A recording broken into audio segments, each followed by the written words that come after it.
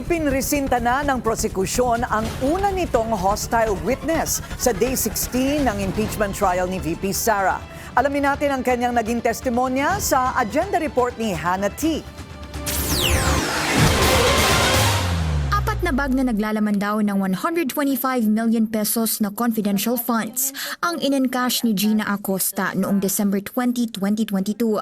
Si Acosta ang Special Disbursing Officer ng Office of the Vice President. Bilang simulation, ipinakita ng House Prosecution ang isang AI-generated photo at props para ipa-recall kay Acosta kung ano ang kalagayan ng pera at paano ito na-encash.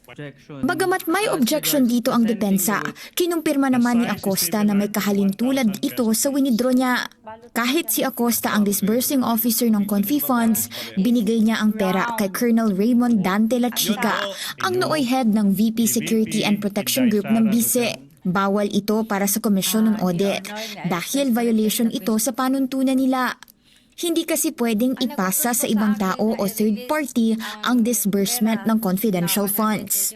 Ang nag-utos po sa akin na i-release ang pera na 125M sa security officer na si Colonel La Chica ay si Ma'am Sara Duterte.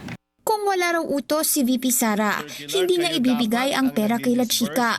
Iginiit ni Acosta na si La Chica raw ang nakakaalam sa confidential activities ng OVP. Kahit base sa isang joint circular, si Acosta dapat ang nagdi-disburse ng pera sa mga benepisyaryo ng confidential activities.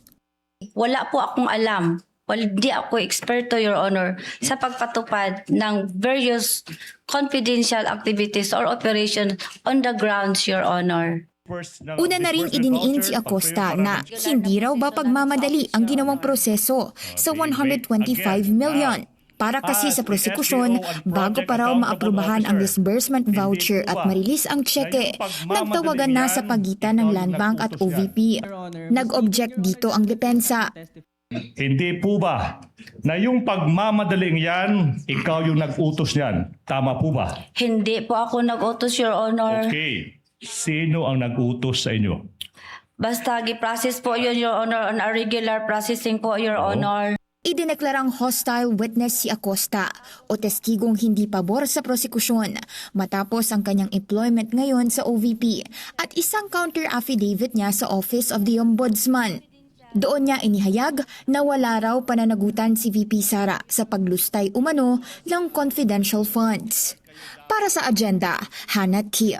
Bilyonaryo News Channel.